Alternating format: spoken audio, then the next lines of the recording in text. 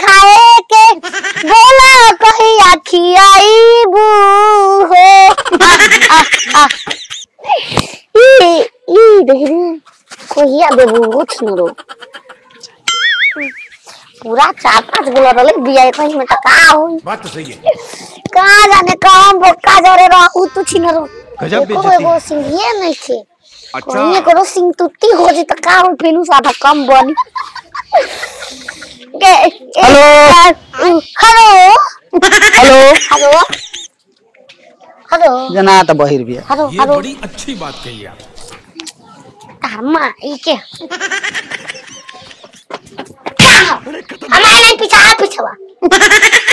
ए भाई बोलत रही तो कुछ बोलबे ना कलुआ तो सही है बोलत रही लुंगी खुलत रहे तो धरत रही कैसा लूंगी क्या पेन बन वो तो साड़ी है लुंगी है अच्छा कनी की बकरा वकरा बेचाऊ बा बकरा नहीं हैं बकरा हमारे अरे पूजा चढ़ावे के बा हमर काम ले जा खिस में बन ले जा रानी छिंदका ले जा ई ना चाहिए बकरी ही है ये अगर अंदर पेटा में बकरा बले जो एक पेट में बकरा बाजू गोले जो अरे पेट में के बकरा ना चाहिए बकरी ना बकरा चाहिए ये देखो बकरे हैं ये देखो बकरे हैं हत्ती को हमार पूजा चाहिए तू समझा नहीं।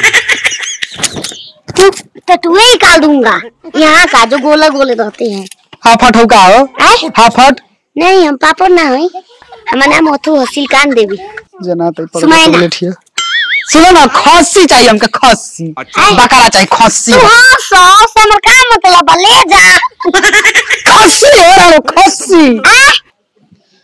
बकरा बकरा गोट तरमाई के लूट ले चले नहीं तू समझा नहीं ए हाँ गाभिन बकरी यही तो चाहिए पांचा छक्का छक्का बकरा इसके पेट में बच्चे पड़ गए तरमाई की ना लेके दे चल जाओ खोल के देखो लेके जाओ अरे क्या क्या तरमाई के जाओ और मेरे भी भैया अच्छा बकरा खोए तेरे पूजा चाहो के ते कहते हैं, बकरी लेके जाओ बियाह वाला बकरी हमने जे पूजा चाहो के बचाज बु गयो हो बचाज बु तू देखो रे भाई इंतजार कर अपन बेचाए खस्सी बकरी पार्टी हो ए चाचे बड़की माई बाड़ी सा हो खस्सी बकरी गाय भैंसा ए चाची ए जय मालू चाची प्रणाम बचवा अरे कहाँ समाचार चचा के तबीयत खराब रहे ठीक बा ना कहिया तबीयत खराब है ठीक बनाऊ की अरे भेटाई रहना नुआ अच्छा तन में सर्दी जुकाम हो गए बचवा सर्दी जुकाम जानते बड़ा हां हां छाती जाम हो गए ठीक बा ना हां ठीक बना कने की बकरी वकरी पहले पोसत रहलू अब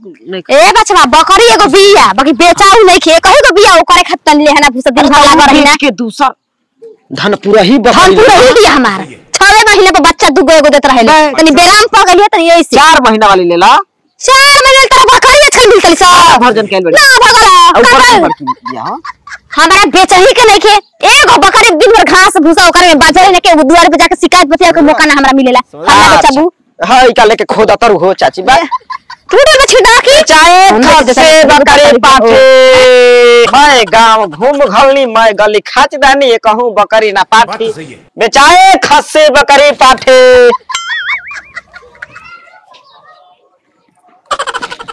हैं ए गिरो जे हो अरे क्या ना धले जगरा के चल गया तू हो सपना में गोराई मछली पकड़त रहे ऐसे ऐसे अच्छा नहीं तो तू भगा दे ला ना रहती ना अब 8 किलो दे रहा है कनी हां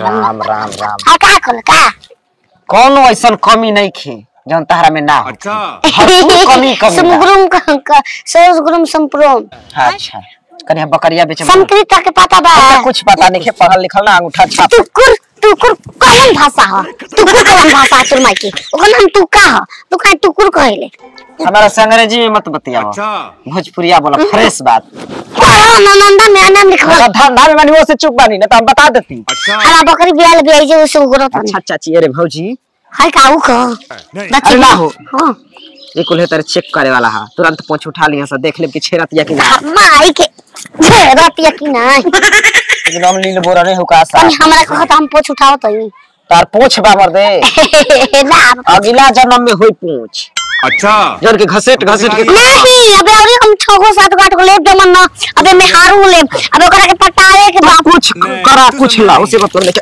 अरे हां बात नहीं सुना नहीं बाबा ये तो ना गेले पैसा तो बता दो कितना देवे के पड़ी। सही है।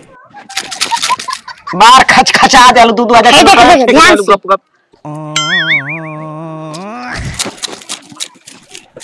खूब ढेर जीरो। 2 0 0 तार मार के 5 लिखे भाई, 2 ना लिखे भाई। अच्छा 5। हां 5 को। आकाशवाणी में बुझाता कि पाई पर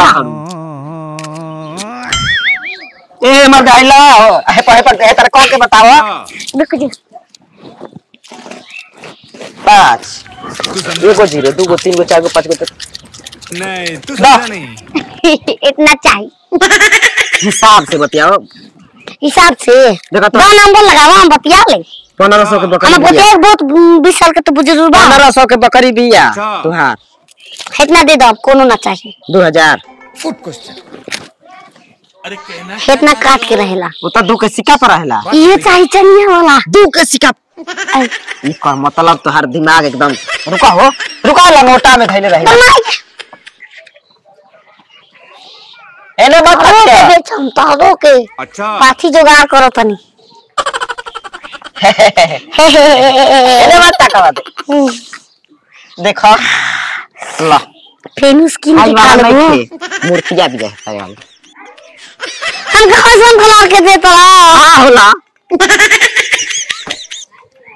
मरले बाड़ी। मास वाला ना ले। हाय देख तो छिनरा मास पहन ले बा। अच्छा ये मर्दे कुल महत्वपूर्ण इंसान लोग हमन जा। दे दे दे दे दे।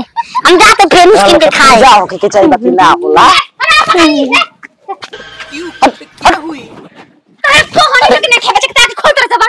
तो अरे हिया जय मालूम चाची बकरिया